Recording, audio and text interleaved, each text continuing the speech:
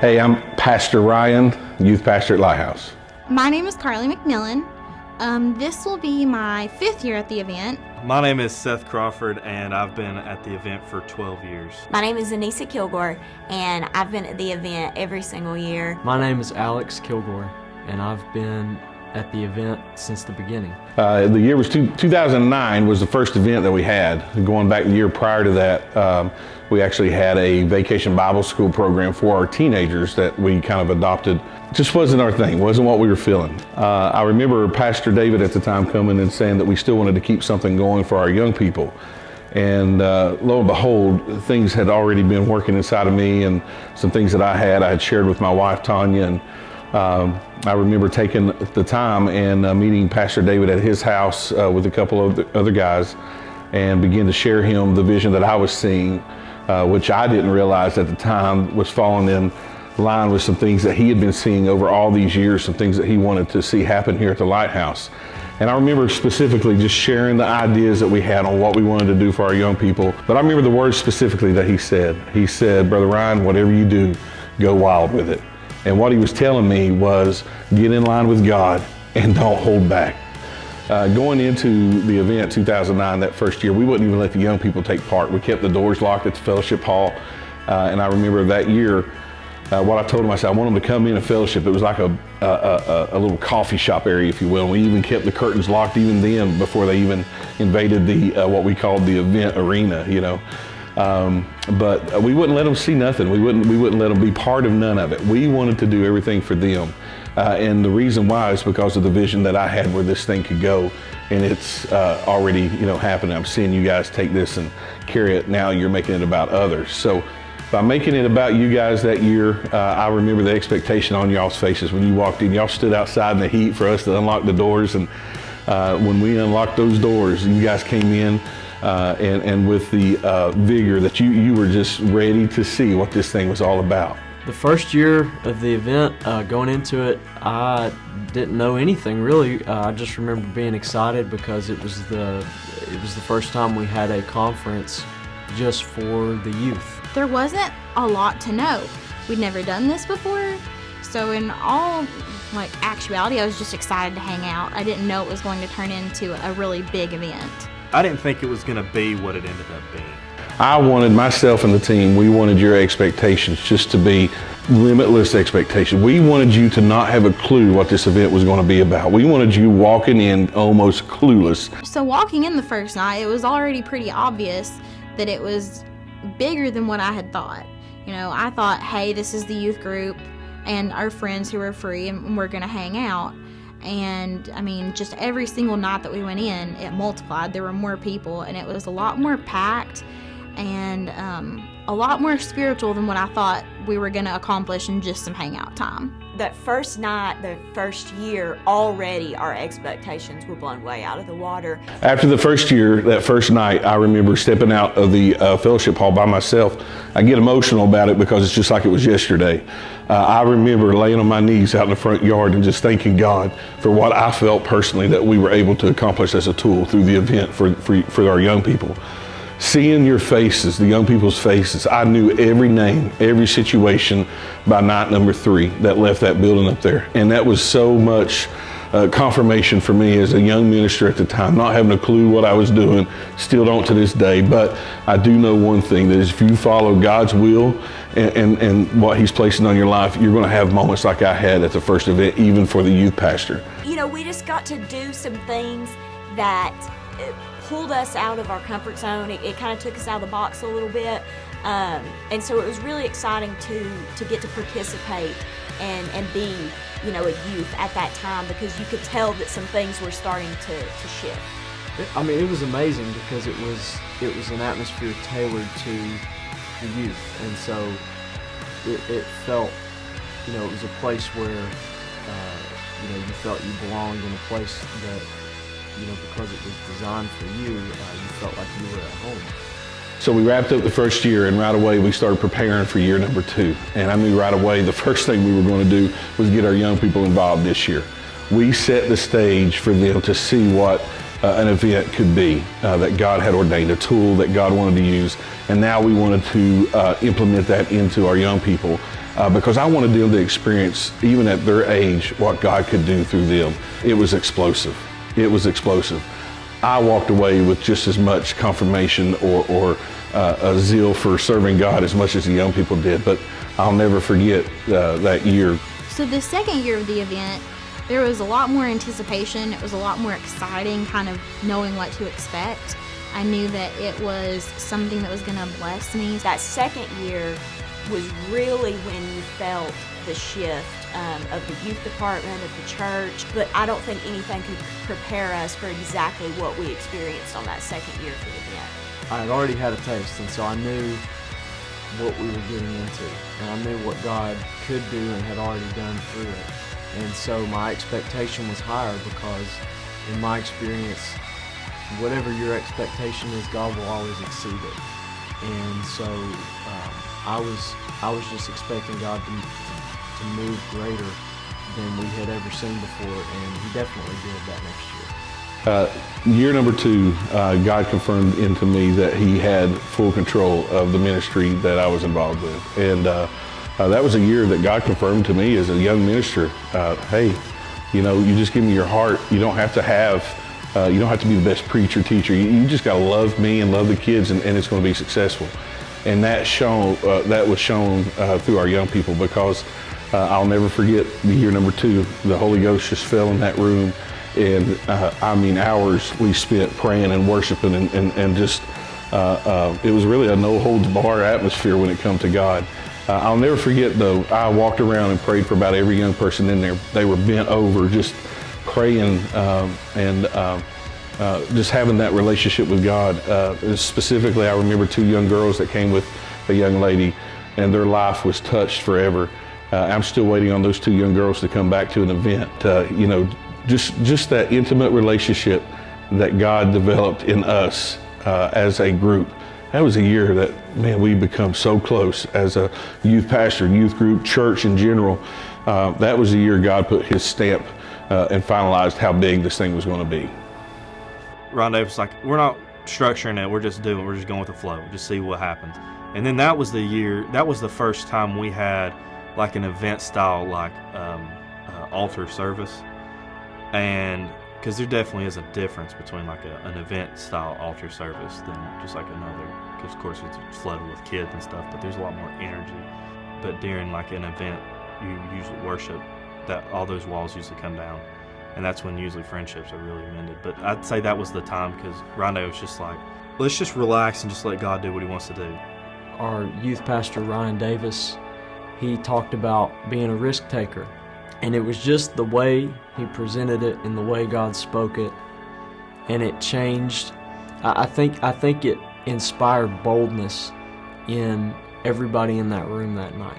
I think it gave us a spirit of boldness, and because of our boldness, we were able to seek after God in such a way that night that I've not seen happen too often. I mean, God moved in a powerful way, and it was because the young people in that room had an earnest expectation and really wanted to pursue God's presence. They wanted to see God move that night, and He met us where we were, and it was a night that I will never forget.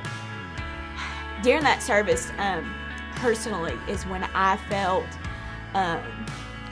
God calling me to more, and I didn't know what that was, but I knew that there was something, and it wouldn't be until years later at the event that I would kind of figure out what that was. I remember that special night at the event, year number 2, Brother David holding one of his grandkids sitting on what we had makeshift seating, which was pallets, and he was just rocking with his grandkids, and I could see something in his eye that he knew, that he saw. And that very night, that conversation was, Brother Ryan, we're going to have to move this to the sanctuary from the fellowship hall. So it's the 3rd year of the event, and the stage was set. We had it all ready to go.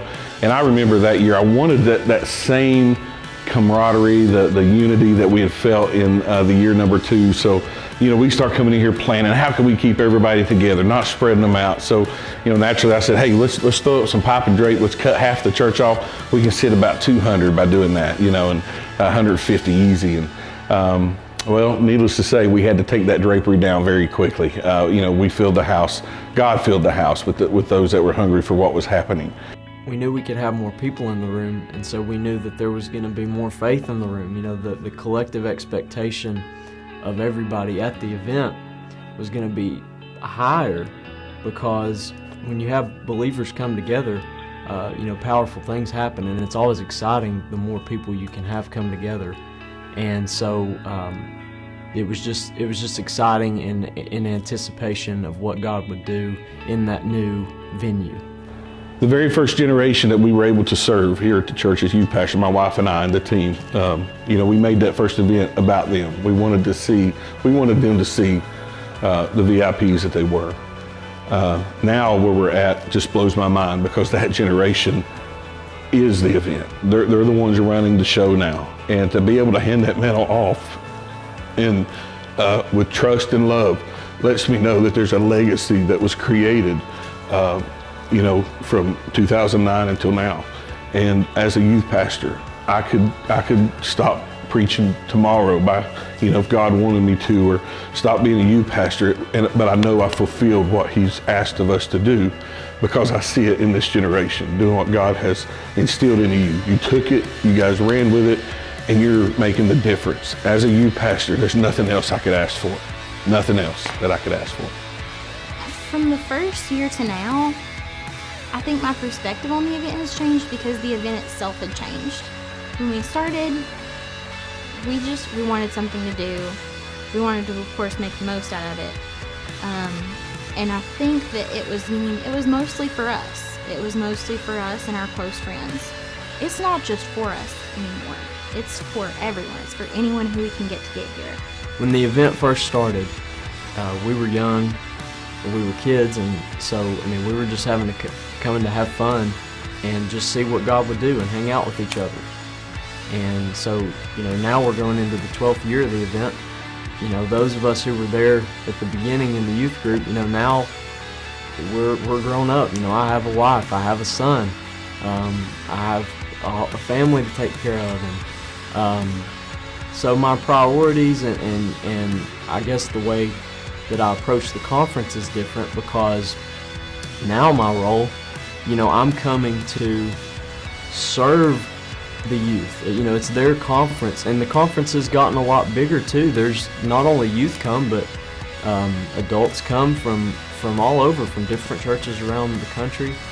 And so, I'm coming to serve the Lord and serve our youth and help create an atmosphere for them in a conference that they can get what they need from God, and that they can encounter Him in a way that is for them, in a way that they feel comfortable approaching God, in a way they feel comfortable worshiping.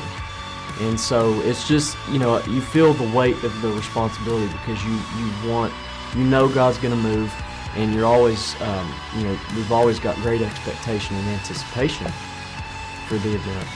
But, it's more than, for me at least, it's more than just coming to have fun. Now, I do have fun. I do love getting to fellowship with everybody. But I'm also coming to serve, and I'm coming to, do all that I can do to make the event the best that it can be for our youth. So the first year when I was at the event, I was obviously a teenager. I was just going to go, and there were a staff of people that were serving me and my generation. Flash forward to now, me and my team are heavily involved in serving the young people now. And so my role has changed, but my perspective on the event has not. I still come in with the same expectation that God is going to change lives. He's going to move in ways that we've never experienced before. And I feel so blessed that I've been able to experience the event and to grow with the event. The first year was just fun, it was entertaining, it was great. And now I look at it a whole different way, that it's an actual life-changing thing. Because now, the first year, it was made for me, and now it's not.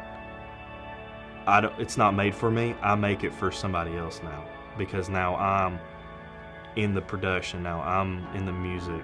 Now I'm doing this for the kids, for that group. It's not. It's for me, but it's not for me. The reason I'm working is because I want some kid to walk in and be like, "Wow, that's never seen a church like our church before. That's never felt something like our church, like how you feel at our church." So, of course, the last event that I went to as an actual youth group member, it had grown a lot, but we were still in the fellowship hall. And when I came back last year, it was completely different. It was huge. It was crowded in the best way. And not only had kind of the venue grown, but the experience had grown. Because last year I still honestly wasn't sure that I wanted to come back to church at Lighthouse full time. Like, I knew I wanted to go back to church, but I didn't know where I wanted to go. And when I did come to the event last year, it kind of sealed that in for me. There were like no more questions. God said, "Go home." I was like, wow, I can't argue with that. So the event did help me decide that this is where I wanted to come back to church full time, all the time. I've experienced great amounts of anger. At the event a couple years ago, I was extremely angry because there's a lot of things that's happening in my life. And I was questioning a lot of things, but I was really angry. I was dealing with anger a lot. And then my lights went out. Something happened with the lights, and it crashed. And so that made me more angry. Then after that, I didn't care anymore.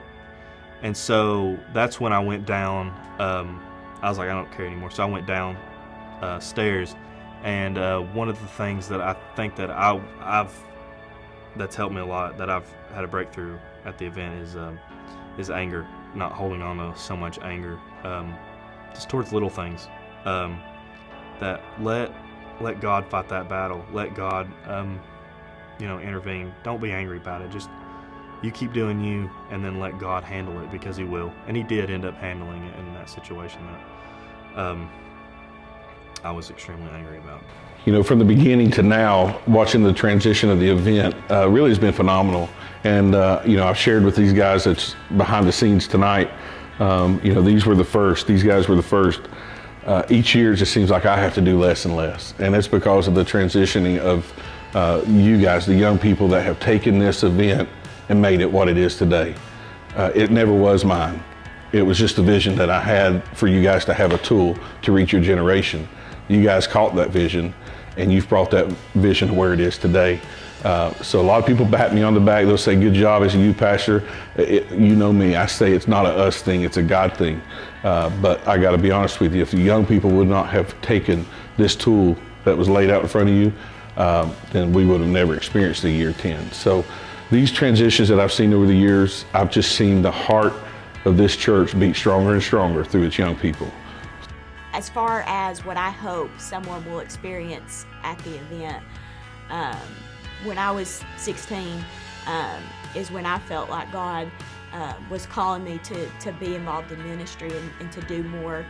When I was younger and being, at the event, I was involved doing things, but I was almost just doing them to have something to do. It wasn't because I felt like that was my calling or my ministry. I was trying to figure all that out.